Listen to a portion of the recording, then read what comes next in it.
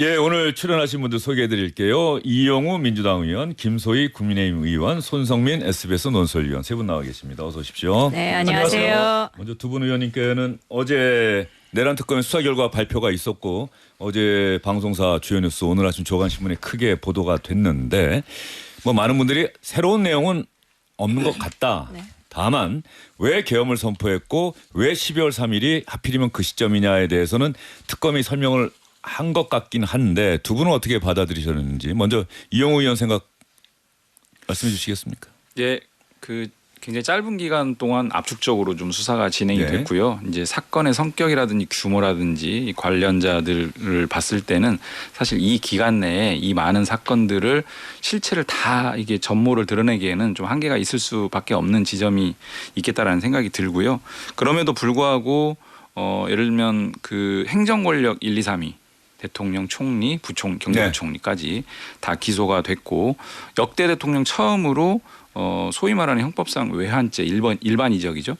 이 부분이 이제 기소가 됐습니다. 상당히 좀 뭐랄까요 극악한 방식으로 비상계엄을 이제 좀 꾀했던 그런 측면이 드러났고 저는 법적인 책임을 묻는 과정과 함께 주목하는 지점이 제가 이제 대정부 질문에서 한덕수 총리라든지 이제 질문을 했는데 그때마다 지금 수사로 밝혀진 사항과 전혀 다른 내용의 네. 어떤 진술들이 계속됐었어요. 그 과정들이 계속 일관됐었죠.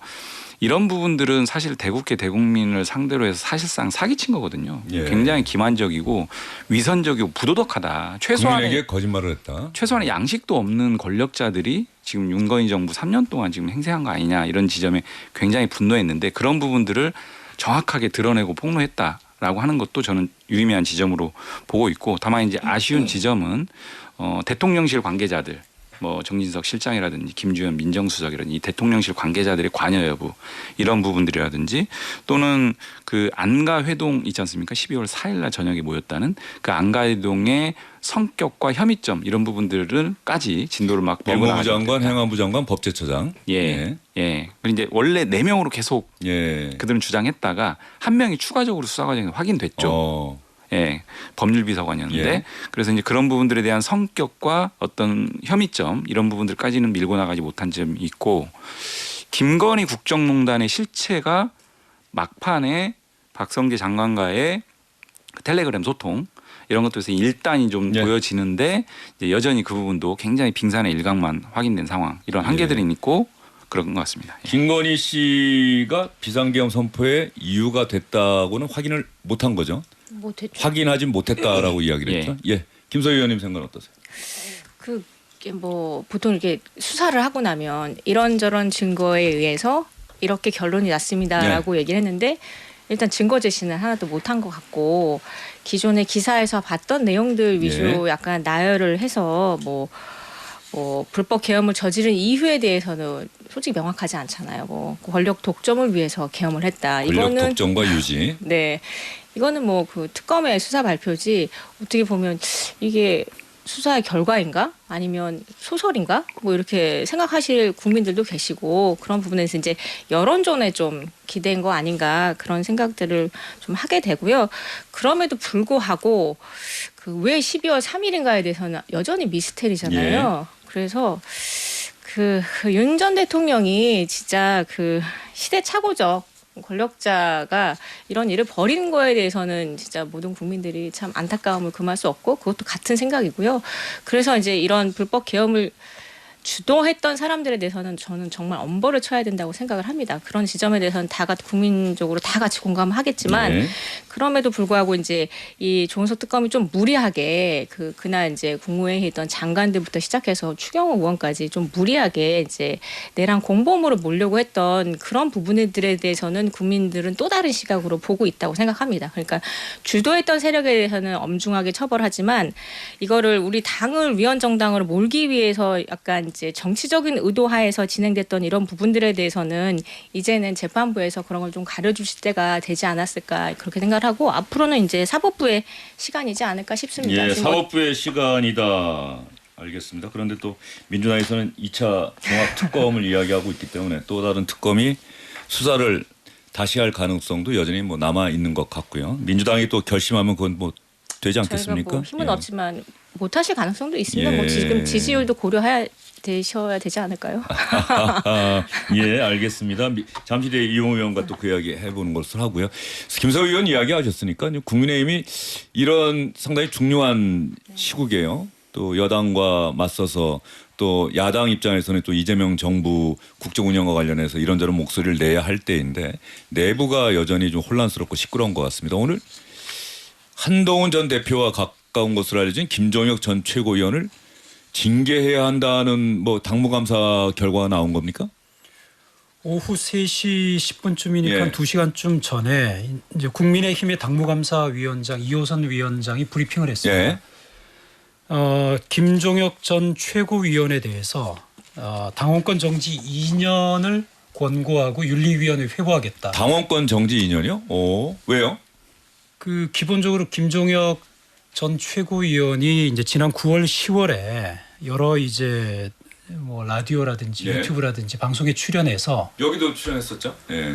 뭐 당을 극단적 체제에 비유했다. 뭐 파시스트. 그다음에 북한 노동당.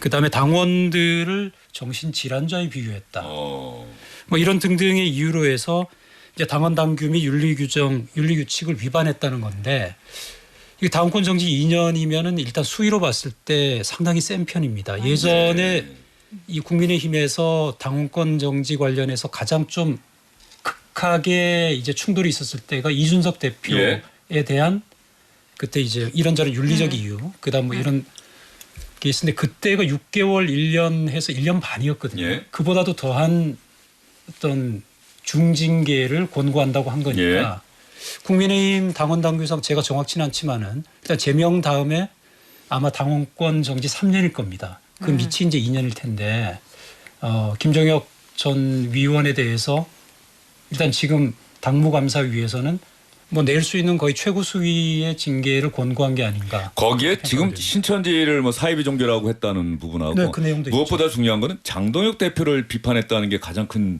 주된 이유가 아닌가. 기자들은 그 부분에 좀 초점을 맞추지 않을까 하는 생각이 좀 들어요. 장동혁 대표를 그런가요? 비판했다. 이 부분. 뭐 뭐 간신히 당선됐다. 뭐 이런 표현도 있었고. 당무감사위원장이 이제 제가 말씀드린 예. 부분 앞에 이제 전단에 예. 있고 후단 부분에 그 예. 부분이 있긴 해요. 당 대표에 대해서도 인격 모독을 했다. 간신히 당선된 거다. 영혼을 판 거다. 줄타기, 양다리 등 모욕적 표현을 했다. 이 예. 부분도 그 이른바 징계 이제 수위 판단에 참고를 했다라고 이야기를 합니다. 자, 그러면 제가 방송 중에 잘 안 했는데 예전에 주영진의 뉴스 브리핑 할 때는 TV에서 가끔 했었는데 전화를 한번 해보죠. 또 김종혁 전 최고위원이 전화가 왔었는데 제가 했더니 통화가 되면은 한번 들어보고요. 지금 다시 또 통화가 안 되네요. 김소희 의원은 이 당무감사위의 감사 결과에 대해서는 적절하다. 아니 왜 갑자기 전혀 동의할 수 없다. 어느 쪽이십니까? 저는 좀 수위가 그 징계 수위가 매우 예. 높았다라고 생각이 되고 어쨌든 장동혁 대표가 그 일부 이제 우리가 소위 말하는 강성 지지층의 지지를 얻어서 되셨잖아요. 당 대표가 되셨고 그 강성 지지층에서 요구하는 몇 가지 이제 조건들을 하나씩 지금 이행해 가는 과정이라고 생각이 되고 그 첫 번째가 뭐 윤 전 대통령 면회 그리고 뭐 또 지금 당원 게시판 그 건도 있고 중요 고비고비마다 네. 국민들의 시선을 국민의힘 내부로 네, 근데 예. 그 약속 이게 약간 뭐 요구 사항에 대해서 지금 이행을 하시는 그런 상황이라고 생각이 되고요. 그런 차원에서 아마 당무감사위원장도 그렇게 임명을 해가지고 숙제를 처리하는 과정이 아닐까 싶은데 일단 표현의 자유에 대해서 일부 그 김종혁 원외위원장의 발언이 셌다라고 하시는 또 원내 뭐 의원님들도 계시긴 하세요. 저런 부분들 때문에 예. 우리가 내부적으로 바깥으로 보기에는 우리가 내부적으로 분열을 하고 있다라고 기자들이 쓸 수 있는 오해를 충분히 줄 수 있기 때문에 그런 부분에 대해서 우려를 표하셨던 의원들도 계시지만 그럼에도 불구하고 이렇게 그 표현의 자유를 억압하는 거는 우리가 늘 얘기하는 입틀막 하지 말아라라고 민주당에 대해 얘기하는 그거를 우리 스스로 저버리는 거 아닌가 그런 우려가 좀 됩니다. 지금 이 부분을 그냥 김종혁 전 최고위원에 대한 징계로 그치는 것이 아니라 아니죠. 당원 게시판 이 부분이었어. 김종혁 전 최고를 징계하고 그 다음에 한동훈 전 대표 징계로까지 가려고 하는 것 아니냐 뭐 이런 분석이 나오지 않겠어요? 당장 이제 기자들이 그럼 김종혁 전 최고 예. 징계는 그렇고 지금 이제 현안인 당원 게시판 관련해서는 어떠냐라고 했더니 이 부분에 있어서는 지금 진도가 그렇게 많이 안 나갔다는 취지로 이야기합니다. 사실관계를 확인 중이다. 그러면 서버는 확인했냐라고 하니까 그 정도까지 나가지 않았다. 그러니까 오늘은 일단 그 부분은 좀 분리해서 이렇게 대응을 한다라는 느낌을 받았습니다. 근데 이제 저희가 한번 예. 이제 긴급 기자단 공지하면서 예. 뭐 소위 말해서 이제 거기 한동훈 대표의 가족 이름과 함께 뭐 그걸 언제 긴급 공지라 그래서 네, 그것도 좀 이상했어요. 그것도 좀 예. 많이 시기도 이상했고 그런 내용들을 보내도 되는가 개인정보 위반 아닌가 뭐 이런 우려까지 있는 상황이어가지고 기본적으로 조사할 부분들은 다 조사했다라고 생각하고 오늘 이 징계권 다음으로 그 다음은 당원 게시판 징계 수위겠다라는 것들은 누구나 다 예측이 가능한 그런 상황입니다. 이호선 당무감사위원장인가요? 어떤 분이죠? 장동혁 대표가 임명했죠. 제가 잘 모르겠습니다. 예. 솔직히 관심이 없었고요. 여상원 전 윤리위원장을 갑자기 그만두게 하고 나서 임명한 네, 한 분인데 임명하셨죠. 오늘 아침에 이분이 오늘 아침인가요? 블로그에다가 개인 블로그에 들이받는 손은 돌로 쳐 죽이겠다. 이게 성경을 인용해 가면서 이렇게 이야기를 했는데 한동훈 전 대표가 여기에 또 반응을 했죠. 아 잠시만요. 예, 김종혁 전 최고 지금 생방송 중에 전화가 왔어요. 잠시만요. 예, 김종혁 전 최고위원님. 예, 안녕하십니까. 예. 주 앵커님. 예, 아니 당원권 정지 2년을 권고한다는 당무감사의 결과 때문에요. 그렇군요. 예, 어떻게 생각하세요? 이제 전화들 많이 받았는데 예, 제 입장을 좀 정리를 했습니다. 첫 번째, 저는 유상계엄을 인정을 하고 그리고 부정선거가 옳다고 주장하는 이호선 당무감사위원장은 국민의힘 당무감사위원장으로서의 자격이 없다라고 생각을 합니다. 예. 그리고 그분을 당무감사위원장으로 임명한 장동혁 대표는 거기에 대한 정치적 책임을 져야 된다라고 생각을 합니다. 그리고 두 번째, 제가 당이 당성을 강조하면 이게 북한 노동당도 아닌데 이게 무슨 소리냐라는 것들이 당을 폄하한 것이고 명예를 훼손한 것이고 윤석열 대통령이 손에 왕자 쓰고 나왔는데 기도와 뭐 성경 읽기로 한다고 하는 것은 앞뒤가 안 맞는 것 같다는 것들이 대통령의 종교 활동을 뭐 폄훼한 것이고 이런 식의 주장들 저에 대해서 제기됐던 모든 주장은 저는 하나도 받아들이지 않습니다. 하나도 인정하지 않습니다. 그리고 당무감사위원회에서 저한테 보냈던 질의서와 제가 보냈던 답변을 내일 다 공개하려고 합니다. 기자들에게 예. 모두 공개해서 국민 여러분 모두가 누구의 주장이 옳은지를 좀 판단해 보시기 바랍니다. 그리고 세 번째, 당무감사위원들이 이렇게 반민주적이고 정당 민주주의를 파괴하고 언론의 자유를 윽박지르는 이런 결정을 내리신 그 당무감사위원들의 명단을 공개해야 된다고 생각을 합니다. 도대체 이분들이 왜 베일에 숨어서 자기들끼리 쑥덕쑥덕해서 이런 결정을 내릴 수 있는 그런 근거가 뭔지. 원래 당무감사위원들을 밝히지 않는 것은요. 네. 그 해당자들이 찾아가서 로비를 할까 봐 그런 거거든요.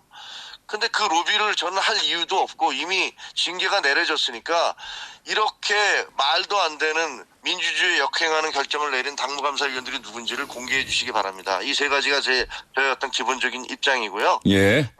앞으로도 당무감사위원회 부당한 결정에 대해서 저는 뭐 법적으로는 가처분 신청은 윤리 결정이 내려져야지 할 수가 있는 걸로 알고 있습니다. 예. 하지만 이런 당무감사위의 결정에 대해서는 저는 정치적인 그런 반박과 대응은 계속 해나갈 예정입니다. 예. 그 근본적인 그 징계 권고의 이유로는 장동혁 대표 비판한 게 근본적인 이유가 됐다. 뭐 이런 생각 갖고 계십니까?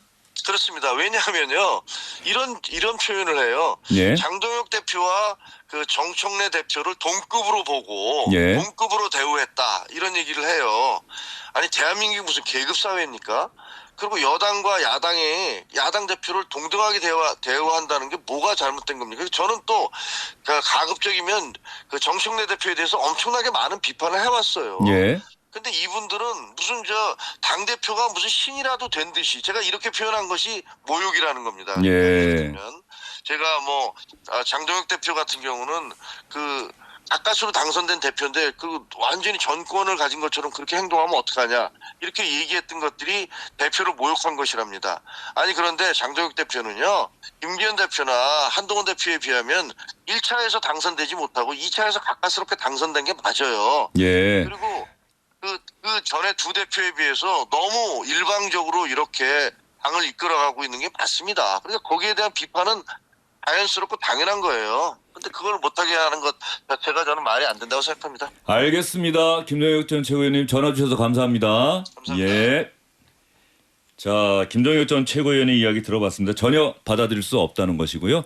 윤리 징계가 나오면 그때 가처분 신청이나 이런 부분은 법적 대응은 그때 하겠다는 것이고 이번 징계는 장동혁 대표 비판이 근본적인 배경인 것 같다고 이렇게 추가로 이야기를 좀 하네요. 말씀을 예. 좀 드리고 싶은 부분이 저희가 이제 계엄을 겪고 나서 저희 내부적으로도 국민의힘 내부적으로도 의원들 서로의 마음의 상처를 많이 입었던 건 예. 사실이에요. 그래서 우리가 더 우리끼리는 서로 뭐 치고받고 하지 말고 우리끼리는 욕하지 말자. 대신 우리의 싸워야 될 상대는 민주당이다. 이런 암암리의 그런 의견들이 좀 공유가 되고 있었거든요. 근데 김종국 위원장 왈 장경욱도 비판해야 되고 정청래도 비판해야 되고 이런 생각에 대해서는 약간 생각이 다릅니다. 우리 원내 의원들은 어쨌든 더 공격을 해야 될 상대는 상대 당이지 우리 내부에 있는 분에 대해서는 조금 자중하자 이런 분위기가 지금 만들어지고 있고 실제로 많은 당원분들께서도 좀 내부에서 좀 그만 좀 싸워라 이런 얘기 많이 하시거든요. 이제 그런 차원에서 이제 이런 거 하지 말아라라고 보여주는 일종의 그렇게 해석하시는 분들도 충분히 계시리라 생각합니다. 알겠습니다. 제가 아까 말씀드린 것처럼 당무감사위원장이 들이받는 손은 돌로 쳐 죽일 것이다라는 글을 올렸다고 했더니 한동훈 전 대표는 민주주의는 돌로 쳐 죽일 수 없다고 SNS에 글을 올렸는데 이용우 의원님 네. 다른 당의 일이긴 합니다만 네. 어떻습니까? 이렇게 이야기를 쭉 들으셨는데 지금 김소희 의원께서 말씀 주신 것처럼 당내에 어떤 비판할 지점이 있으면 저는 오히려 비판을 해서 건강하게 가는 게 맞다라고 생각을 하고요. 그런 부분들을 봉쇄했을 때 오히려 윤석열 같은 괴물이 나오는 거 아닌가 이런 생각이 듭니다. 예. 지금 국민의힘이 가는 길이 극우 아스팔트만 보고 가고 있는데 이런 방식으로 갔을 때 내년 지방선거라든지 한국 정치 상황에 과연 일이라도 도움이 되겠느냐라고 하는 것을 분명하게 좀 말씀드리고 싶고요. 저도 당에서 이제 윤리심판위원을 해봐서 아는데 예. 지금 제명 다음에 당원권 정지인데요. 통상적으로 징계 유형이 당원권 정지는 당원으로서의 권한 행사를 다 봉쇄하는 거기 때문에 당직이든 선거 출마든 다 봉쇄됩니다. 그래서 정치인의 입장에서는 굉장히 중징계라고 볼 수 있고요. 근데 지금 보면은 저는 사실하고 의견이나 비판 이런 건 구분해야 된다고 보는데 사실을 허위로 왜곡해가지고 지속적으로 어떤 부분들을 한다라고 하면 징계 사유는 될 수 있다고 보는데 지금 김종혁 전 최고께서 하신 그 말씀들을 쭉 보면은 비판적 의견에 좀 가깝다라고 보여지기 때문에 당을 일정하게 좀 견인하고 싶다라고 하는 어떤 나름의 충정에서 이제 그런 의견들을 개진하는 거에 대해서는 충분하게 좀 보장하는 게 맞는데 오히려 이런 정치적 행보를 봉쇄하는 중징계를 했다라고 하는 것은 좀 이해하기는 어렵고요. 아마도 이 이후에는 그것보다 더하면 더했지 부족하지 않은 그 단계 문제. 예. 그러면 어떤 징계가 나올까? 결국 이렇게 한동훈 좀 전 생각이 대표로 향해 가고 있다. 이런 생각이 많은 분들로 하여금 할 수밖에 없는 그런 상황인 것 같습니다. 손성민 의원, 한동훈 전 대표로 간다. 그러면 이거는 판이 완전히 달라지는 건 아니에요? 정말 큰 싸움이 될 수 있는 것 아닙니까? 그 부분에 있어서 사실 저희도 이제 국민의힘 내부 분들 이야기를 들어보면은 우려하시는 분들 목소리가 상당히 큽니다. 그 부분에 있어서는 지금 상황적으로 내부적으로 이렇게 전선을 넓히는 게 맞느냐 그런 부분에 대한 우려의 목소리를 하는 분도 있고 그다음에 장동혁 대표가 왜 유독 한동훈 전 대표에 대해서 이렇게 좀 날을 세우는지 뭔가 좀 다음의 정치적인 뭔가 이제 스탠스 내지는 또 다른 어떤 빌드업을 위한 그런 게 아닌지에 대해서 우려하는 목소리도 있고 또 다른 한편에서는 이 부분에 있어서 오늘 장해찬 최근에 여의도 연구원 부원장이 된 분의 이야기에 따르면은 고름은 결국 짜내고 가야 되지 않느냐. 그래야 더 건강하게 당이 나아갈 수 있는 게 아니냐. 그런 또 반대의 목소리도 있긴 해요. 자, 그런데 그러면 김소 의원은 아실 것 같은데 아니, 장동혁 대표가 지난해 12월 4일 새벽 1시에 비상계엄 해제 의결할 때만 하더라도 한동훈 전 대표와 얼마나 가까웠습니까?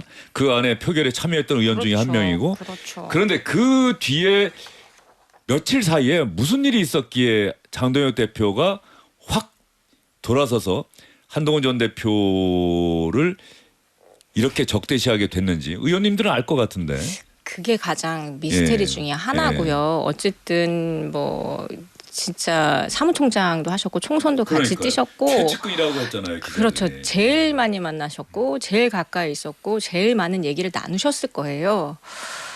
그런데 어떻게 갑자기 저렇게 180도 달라질 수 있을까? 무슨 얘기가 오갔을까는 그냥 정말 추측밖에 할 수 없어요. 네, 그래서 왜 저렇게 갈라졌을 수밖에 없었을까? 그 부분이 제일 궁금한 지점이죠. 물어도 실은 기자들이 물어도 답 안 하고요. 저희가 물어도 답 안 하죠. 장동혁 대표에게도 물어보시고 한동훈 전 다 대표에게도 물어보셨습니까? 장 대표님 다 물어. 예, 근데 대답을 안 합니다. 한 대표님한테는 묻지는 못했고요. 아, 예. 네, 장 대표님한테는 예. 네. 뭔가 아시는 것 같은데 지금 얘기 안 하시는 것 답안 같은데. 주십니다. 근데 이게 복잡한 문제는 아닌 것 같고요. 네. 그 어떤 하나의 계기나 뭐 사건 때문에 이렇게 됐을 거라고 보여지지는 하나의 않고 계기나 사건은 아닌 것 예, 같습니다. 그냥 저는 쌓였던 것 같아요. 권력지향 문제라고 생각을 합니다. 예. 한동훈 씨가 이제 그 당시에 이제 더 이상 당에서 입지가 그렇게 이제 계속 가져가기 어렵다라는 판단 하에 갈 길을 가고 있는 거 아닌가 장동혁 대표가 예. 이런 생각입니다. 알겠습니다. 장동혁 대표가 오늘 이석연 국민통합위원장을 만났습니다. 오늘 이석연 국민통합위원장이 정청래 대표 만났을 때도 쓴소리를 공개적인 자리에서도 하고 비공개 자리에서도 법 왜곡죄는 문명국가의 수치다라고 하면서 이건 절대 안 된다는 뜻을 피력했는데 오늘 장동혁 대표에게는 무슨 이야기를 그러면 장동혁 대표는 또 무슨 이야기를 했는지 여러분 궁금하시죠? 사실 오늘 좀 쓴소리를 하려 왔는데 문전박대를 당할 줄 알았습니다. 이렇게 환대해 주셔서 우선 감사드립니다. 우리 장동혁 대표님을 비롯해서 국민의힘 지도부도 이러한 헌법적 상황과 다수 국민의 정서를 충분히 이해하고 또 파악하고 있으리라고 봅니다. 장 대표님, 다수 국민의 뜻을 쫓아 정도를 가주십시오. 집 도끼가 달아날까 걱정하십니까? 그런 걱정 전혀 안 하셔도 됩니다. 새로운 보수 지지층이 두텁게 형성되리라고 저는 확신합니다. 작년 12월 3일 계엄 해제 표결에 참여했던 국민의힘 국회의원 18명 중에 한 명입니다. 네, 알고 있습니다. 계엄에 대한 저의 입장은 그것으로 충분히 가름될 수 있다고 생각합니다.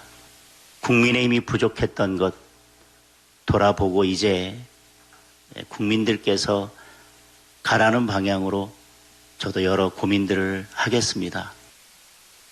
자, 여러 고민들 하겠습니다. 손성민 의원, 뭐 그 밖에 또 어떤 이야기가 오고 가는지 이석연 국민통합위원장이 다시 보인다는 그런 국민들도 많을 것 같아요. 정청래 대표에게 한 이야기나 장동혁 대표에게 한 이야기가 그냥 일관성이 있잖아요. 어느 한쪽의 편을 드는 것이 아니라.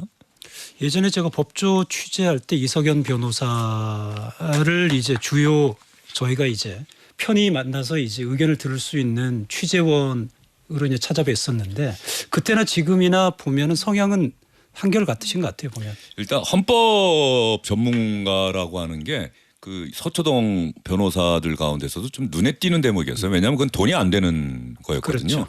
근데 그 헌법을 계속해서 공부를 해왔어요. 예, 계속 얘기해 주시죠.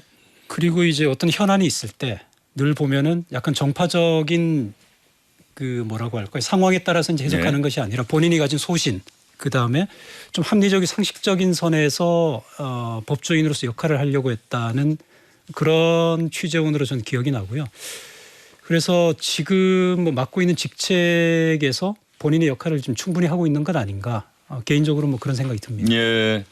오늘 내란 세력과 그에 동조하는 분들께 말씀드립니다. 정의를 외면한 자에게 정의를 말할 수 없습니다. 장동혁 대표를 비롯해 국민의힘 지도부도 이러한 헌법적인 상황과 다수 국민의 정서를 충분히 이해하고 또 파악하고 있으리라고 봅니다. 장동혁 대표는 저는 진정한 변화, 사과, 과거의 단절이 필요하다면 그것은 그 과거 잘못을 반복하지 않는 것이다라고 이야기했습니다. 김소희 의원님, 장동혁 대표는 사과 안 하겠다는 안 하셨잖아요. 그리고 앞으로도 안 하겠다는 뜻 아닙니까? 이미 이게? 했다라고 예. 충분하다라는 판단이 좀 있으신 것 같고요. 예. 그런 부분에 대해서 이제 저희 당 내에서도 재선 의원님들 뭐 대안과 책임부터 시작해서 많은 분들이 찾아가서 말씀하셨고 실은 그 이석연 통합위원장 말씀 주신 그런 내용들을 똑같이 저희 당내 원내 의원님들도 다 하고 계시고요. 지금 중진 의원님들도 말씀을 하고 계세요. 그래서 그 조금만 시간을 달라고 하니까 연말까지만 시간 달라고 하니까 어떻게 변침을 하실지 좀 예. 기다려 보시죠. 김소희 의원도 연말까지도 장동혁 대표가 특별한 국민들의 뜻에 부합하는 뭔가 발언이 안 나온다면 나도 결단하겠다 뭐 이런 겁니까? 그 당 내에서 분위기 변화가 좀 예. 있지 않을까요? 예. 네, 지금 계속 말씀 주고 계세요. 예. 다 의원님들 모두 말씀 주고 계십니다. 예. 네. 관련해서 최근에 이제 국민의힘 중진 의원을 예. 한번 뵀더니만 그 12월 3일이란 시간 다음에 좀 더 시간을 달라고 하는데 그럼 언제까지냐라고 했더니만 그분이 이제 직접 장동혁 대표 이야기를 들었다고 해요. 예. 윤 전 대통령이 지금 1심 선고가 앞두고 있는데 석방될 가능성이 높다. 예. 아, 뭐 그렇게 인식을 그걸 하신다고 하니까 장동혁 대표가 그렇게 대표가 생각하고 이제 그 있다는 중진 거죠. 의원에게 예. 그래서 그 말씀하셨다는 전에 거예요? 사과를 하게 되면은 모양새가 이상해지지 않냐. 그러니까 조금 더 시간을 가지고 지켜보겠다. 그때까지만 자신에 대해서 좀 와. 시간을 달라. 이 그러면은- 정세 판단이 일반 국민 보통 국민의 생각과 너무 다른데요. 그래서 지금 물리적인 시간만 네. 보더라도 23일 날 그 북한의 무인기 날린 그 혐의에 대해서 네. 이제 별도의 재판부가 구속 심사 여부를 결정을 하거든요. 예, 구속영장을 또 청구해서 그것도 구속이 되면은 거잖아요. 이제 예. 그걸 계기로 삼는다는 건지 아니면 거기서 만일에 기각이 난다고 하면은 1월 18일에 이제 구속 만기인데 예. 그 전에 1월 16일에 이른바 이제 공수처 체포에 저항한 부분에 대해서 1심 선고가 있거든요. 예. 그럼 그 두 개의 계기를 다 넘어서야 이제 결국은 뭐 그분의 말에 따르면 전언에 따르면은 장동혁 대표가 결심할 시간이 된다는 것인데 예. 사실 상식적으로는 조금 이해되기는 어려운 부분입니다. 그 말이 사실이라면. 예. 그게 사실이라면 제가 갖고 있는 희망하고는 완전 반대니까 이제 희망을 가지면 안 되겠네요. 장동혁 대표의 이거는 정말 그동안 외부에 알려지지 않았던 내용을 손성민 그러니까, 네. 의원이 얘기를 한 건데 그 중진 의원의 말이 맞다면 장동혁 대표의 정세 판단은 윤석열 전 대통령이 석방될 가능성이 크다. 그 전에 내가 사과를 하면 이게 뭔가 이상해진다. 이게 완전히 이 판단이 과연 일반 국민의 정서와 맞는지 앞으로 또 그 말이 틀리다면 장동혁 대표는 과연 어떻게 할 것인지 물론 이 발언 자체가 사실이 아니라고 장동혁 대표가 이야기할 수도 있는 건데 손성민 의원은 분명히 장동혁 대표 이야기라고 전언을 한 중진 의원의 말을 인용한 거기 때문에 네, 맞습니다. 알겠습니다. 자 이런 상황에서 양양자 최고위원은 회의 때마다 장동혁 대표를 향해서 쓴소리를 계속하고 있어요. 양양자 최고위원 얘기도 들어보겠습니다. 11월, 12월 최근 3번 조사에서 국민의힘 지지율은 평균 21%였습니다. 민주당은 평균 41.6%로 우리가 약 2배 낮습니다. 지도부가 출범한 8월과 큰 차이가 없다는 점에서 더 뼈아픕니다. 이런 상황에서 경선의 당심 반영률을 높여서 후보를 공천하는 것이 과연 본선 경쟁력에 도움이 될까요? 우리 정말 위기 맞습니다. 그렇지 않습니까? 강성 지지층도 좋지만 합리적 지지층, 특정 주장이 아닌 보편 정서에 어필할 수 있는 정책, 메시지, 행보, 인물이 필요합니다. 그래야 민심이란 넓은 바다에서 우리 당이 우리가 내놓은 후보들이 마음껏 헤엄칠 수 있습니다. 자 양양자 최고위원이 연일 쓴소리를 하고 있는데 뭐 같은 회의석상에서 김민수 최고위원은 뭐 공개적인 자리에서 양양자 최고위원의 발언을 공박하고 근데 대변인 박민영 아직도 미디어 대변인인 거죠? 그렇죠. 예, 박민영 대변인이 SNS에 그 손성민 의원 그거 봤습니까? 네. 그 양양자 최고위원을 대변인이 최고위원을 아주 강하게 비판을 했던데 네. 어떤 내용인지 지금 예. 저 화면으로 뭐 보실 수 있는 것 같은데 내용을 뇌절한다? 요즘 젊은 세대 뇌절한다? 표현으로 예. 뇌절한다고 한다. 아직도 계엄 철진한 각설이 타령이다라고 하는데 뇌절이라는 건 요즘 이제 인터넷 용어인데 예. 특정한 말이나 행동을 반복해서 네. 듣는 사람으로 하여금 질리는 느낌을 준다라고 할 때 쓰는 표현이라고 합니다. 그래서 이제 지금 이야기가 보면은 계속해서 1년이 지났는데도 계속 계엄 사과 이야기를 하면서 국민의힘 지지층을 질리게 한다는 거를 비판한 것으로 읽힙니다. 알겠습니다. 예. 그런데 이 김소희 의원 네. 대변인이 최고위원의 발언을 네. 어쨌든 간에 뭐 요즘은 다 민주적이고 다 동등하다고는 하지만 어쨌든 그 당원들 또 국민들의 뜻을 반영해서 뭐 선출된 최고위원을 임명직인 대변인이 공개적으로 이렇게 비판을 그렇죠. 하는 것도 지금 국민의힘 내부가 얼마나 좀 이 정상적인 그러니까 통상적인 일반적인 상황이 아니라는 걸 보여주는 것 같아서 이게 박민영 대변인이 진짜 몹쓸 분이시죠. 실은 뭐 뇌절 이게 아까 말씀주신 그 상대방 질리게 한다는 네. 그런 뜻인데 실제로 그거는 지금 민주당이 계속 내란하면서 내란으로 곰탕을 끓여 먹냐 이 정도 할 정도로 그런 지점들을 공격해야 되는 게 이 박민영 대변인이 할 일이에요. 오늘의 이 발언은 이런 거야말로 징계감이죠. 예. 이거는 장동혁 대표한테도 좋지 않습니다. 예. 그래서 민주당이 심어놓은 스파인가 할 정도로 진짜 말도 안 되는 짓을 하고 있는 분입니다. 우리 당 입장에서는. 그래서 예. 저는 이제야말로 이거는 정말 제대로 된 징계를 해야지 되지 않을까. 김소희 의원이 조금 전에 이야기하는데 장동혁 한태라고 했어요. 대표를 순간적으로 장동혁 빼셨습니다. 예. 마음속에. 예. 아니, 알겠습니다. 신에서 그럽니다. 예, 알겠습니다. 자, 오늘 국민의힘 이야기를 좀 많이 하다가 보니 이렇게 됐는데요. 이 한동훈 전 대표 이야기를 하다 보면 이 이야기를 또 안 할 수가 없어요. 그 이준호 전 수방사령관이 재판에 나와서 한동훈 전 대표 이야기를 했는데 이게 곽종근 특전사 사령관이 했던 총으로라도 잡아만 와라 총으로라도 쏴서 죽이겠다고 윤석열 전 대통령이 이야기했다는 것과 약간 결은 다른데 나는 그 총으로 쏴서 죽이겠다는 말은 들은 적이 없는데 어쨌든 한동훈 전 대표 이야기를 술에 취한 윤석열 전 대통령이 한 건 기억난다고 했습니다. 이준호 전 사령관 이야기 들어보겠습니다. 대통령께서 많이 11월 때는 더 술을 많이 드셔서 그러니까 거의 몸을 못 가는다는 생각을 제가 들 정도로 많이 드셨는데 나는 사람들한테 많이 배신당한다. 내가 살다 보면 나는 꼭 배신당한다. 그때 저 분의 이름을 호명을 하셨어요. 그러니까 처음 그래서 정치인 이름은 제가 11월 9일 날 들었던 기억이 납니다. 제가 그날 모임 끝나고 제가 그 스마트폰에 그 날짜에다가 구중궁궐이라고 단어를 썼어요. 혼자 오다가 뭐냐면 사람이 고립돼 있으면 소통이 안 되면 오해도 하고 의심하는구나. 예, 구중궁궐 저 말이 오히려 더 윤석열 전 대통령은 좀 아프게 받아들여야 하는 것 아닌가 싶긴 한데 그 안에 있으면 오해도 하고 의심도 생기는구나. 구중궁궐 혼자 고립돼 있으면. 이 한동훈 전 대표 이야기를 한 거는 뭐 손성민 의원 윤석열 전 대통령의 뇌리와 마음속에는 한동훈 전 대표가 나를 배신했다 이 생각은 확고했던 건 분명해 보여요.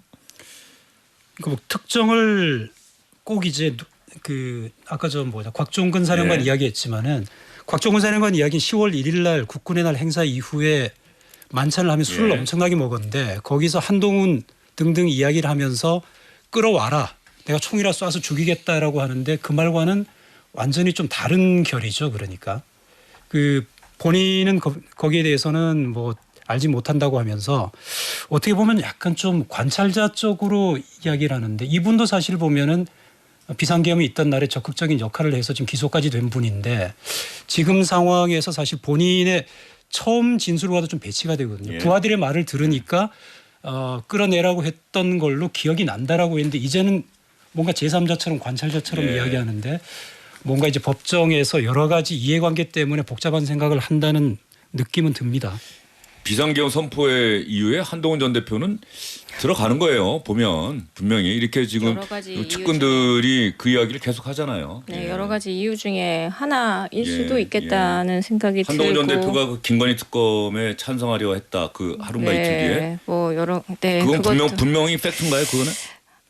김소 의원이 그거는 생각하시기에. 모르겠습니다. 예. 그러니까 저도 이제 뭐 기사에서 뭐 여러 번 예. 언급이 돼서 그렇게 표결이 그냥 예정돼 있었던 거 맞습니까? 그 12월 5일 날? 표결을 근데 이제 내부적으로는 예. 그렇게 해서 자극하지 말아야 된다라고 해서 특검에 찬성하지 않겠다라는 그런 내부적인 의견도 있었어요. 그러니까 그 괜히 자극시키지 마라라는 그런 의견도 있었기 때문에 그런 부분들도 이제 아마 다 고려를 했지 않았을까 싶은데 그럼에도 불구하고 배신자라는 얘기부터 시작해가지고 뭐 총으로 쏴 죽이겠다 뭐 이런 발언들은 진짜 좀 뭐 누워서 침 뱉기긴 하지만 진짜 좀 당국가 세력이 민주당만은 아니었어요. 아니 한동훈 전 대표도 들어가는 거죠. 빨갱이라고까지 얘기했다는 거 아니에요? 그러니까요. 저희가 예. 이제 그 대통령 자격이 없는 예. 분을 저희가 대통령을 만든 책임 있고 저희가 심판 받지 않았습니까? 예.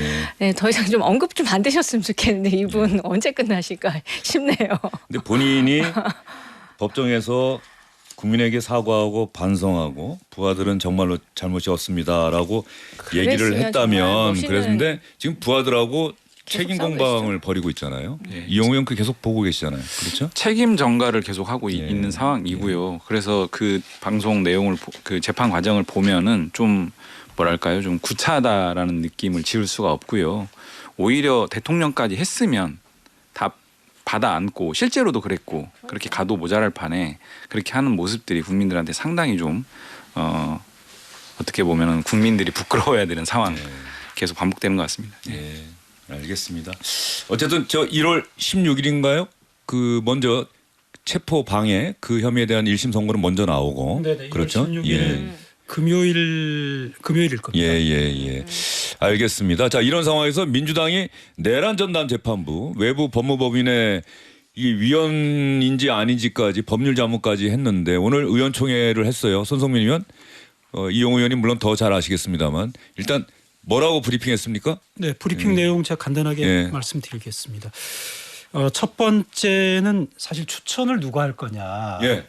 그 판사들을 전담재판부의 판사들 누가 추천할 거냐 가지고 위헌 소지가 있었는데 그 헌법재판소 사무처장 빼고 법무부 장관도 빼고 예. 그다음 법원 내부 사람으로 하되 누구를 할지는 아직은 거기까지 구체화되지는 않았지만은 예. 대법관 회의의 동의를 얻어서 대법원장 임명한다. 이 부분은 헌법 예. 조항하고 똑같습니다. 법관의 예. 임명은 대법원장이나 대법관 아닌 사람은 대법관 회의 동의를 얻어서 대법원장 임명한다. 그 예. 추천 대상에 대한 부분에 있어서 이렇게 일단 정리를 했고 두 번째는 죄명을 좀 바꿨어요. 어떻게요? 예전에 12.3 관련해서 윤석열 등의 이제 내란 관련 이렇게 윤석열을 특정을 예. 했는데 이렇게 되면은 이제 처분적 법률이라고 해서 특정인에 대해서 이제 처벌을 목적으로 해서 법을 만들면 안 된다는 일반 법원 측에 어긋난다라는 의견이 있어서 법명을 내란 및 외환에 관한 전담재판부 설치에 관한 특별법 이렇게 했다는 게 두 번째고 세 번째는 그러면 1심 재판부에게도 재량을 줘서 사건을 이관할 수 있게끔 하자는 의견이 있었는데 그것도 빼고 예. 2심부터 하자. 예. 왜냐하면 이제 이 부분에 있어서는 조국 혁신당도 그렇고 예. 자칫 그러면 사건을 이관함으로써 한없이 1심 선고가 늦어질 수 있다. 그리고 윤석열 전 대통령이 정말로 석방될 가능성도 있고. 그래서 이 세 가지 부분에 이른바 이제 위헌 시비를 없앴다. 예. 민주당 표현으로는 위헌 소지가 아니고 위헌 시비를 완전히 없애는 방향으로 법안을 성안하기로 예. 의총에서 의견을 모았다는 게 브리핑 내용입니다. 박수현 민주당 수석대변인의 브리핑 내용 들어보시죠. 그다음에 추천위원회 구성에 있어서도 그 외부의 관여를 좀 제외하고 그 내부에서 구성하는 그런 방향으로 이렇게 방향이 잡혔다라는 말씀을 드립니다. 최종적으로 이런 어떤 그 구성을 대법관 회의를 거쳐서 대법원장이 임명한다라고 하는 이러한 조항도 추가를 함으로써 여러 가지 그동안에 그 염려가 되어왔던 이런 부분들을 거의 없애는 이런 방향으로 정리하기로 의총에서 그렇게 결론이 됐다는 말씀을 드리고요. 예, 그렇습니다. 그것도 제가 잠깐 빼놨네요. 예, 2심부터 적용한 것으로 그렇게 됐습니다. 예. 자, 이용우 의원. 네. 민주당은 어쨌든 간에 언론의 지적 또 대법원, 법원행정처 판사들의 의견, 외부 로펌의 의견 최대한 위헌성을 없애야 되겠다. 차분하게 가야 되겠다. 오늘 의총에서 이렇게 정리가 된 것 같습니다. 네. 저는 개인적으로 법사위 통과한 내용도 위헌성은 없다. 저는 이렇게 이제 보고 있는 편인데요. 어쨌든 여러 그 단위에서 이제 위헌성에 대한 문제 제기를 하고 있었기 때문에 굉장히 엄중한 재판이 혹여나 그런 일말의 가능성조차도 좀 없애자라는 차원에서 중론을 좀 모으는 과정이었고요. 그 일부 로펌에만 의견 조회를 한 것은 아니고 다양한 단위의 의견을 좀 많이 취합을 했습니다. 그래서 그런 부분들을 좀 반영해서 아예 위헌성 시비를 차단하기 위해서는 적극적으로 다 받아앉자 뭐 이런 기조로 좀 이렇게 했기 때문에 더 이상 이 부분과 관련해서 논란은 없었으면 좋겠는데 아마도 대체적으로는 내란 전담 재판부의 필요성 그리고 위헌성은 좀 차단하고 이렇게 가는 것에 대해 이견은 없는 것 같은데 국민의힘은 기본적으로는 내란 전담 재판부 자체가 불필요하다. 이런 입장을 견지하는 것 같아요. 이제 그런 지점에서는 좀 많은 차이는 여전히 있는 것 같습니다. 이 법안의 처리 시점은 이번 달 아닙니까? 예, 일단 그 다음 주 이제 주말 경과하면서 21일부터 24일까지가 본회의가 잡혀 있는데요. 하는데요. 그렇게 상정해서 추진하려고 합니다. 그 필리버스터 하더라도 필버를 예정하고 있죠. 그 필버하는 기간에 이 법안 올라옵니까?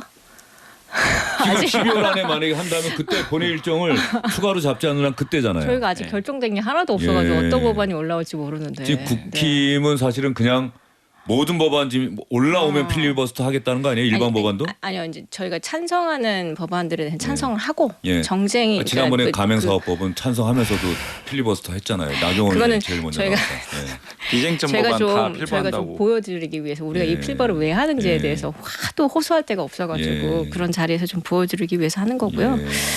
일단 근데 저희만 이게 내란 전담 재판부가 위헌이라고 얘기하는 게 아닙니다. 모든 이제 사법부 관련된 많은 전문가분들이 이게 위헌적 요소가 너무 충분하고 다분하다라고 얘기를 하니까 민주당 내에서도 이제 다른 로펌에다도 의견도 구하고 그러는 거 아닙니까? 근데 이제 뭐 위헌적 소지를 최소화하겠다. 이거 말이 너무 웃긴 거예요. 어쨌든 위헌을 일단 인정하는 거잖아요. 위헌 10일을 없애겠다. 위헌 10일 걸면 걸리는 거니까. 어쨌든 그럼에도 불구하고 그 이제 뭐 내란 전담 재판부 추천 방식을 바꾼다고 위헌이 아닌 게 될 수 없는 건 아니라고 생각하고요. 그리고 이게 그 특정 사람을 콕 집어서 하는 게 처분 적용하는 법률이 이제 처분 법률이라고 하는데 그 특정 사람뿐만 아니라 특정 사건도 콕 집어서 하는 거니까. 그렇죠. 그것도 다 처분적 어쨌든 법률이죠. 근데 내란도 딱 사건을 집어서 하는 거니까 이 처분적 재판부에 대해서는 그거는 피해갈 수는 나올 수도 있겠네요. 피해갈 수는 없을 거라고 생각하고요. 그리고 이 내란 부분에 대해서 자신이 없었던 것 같아요. 그래서 이제 추가로 더 넣은 게 지금 외환이잖아요.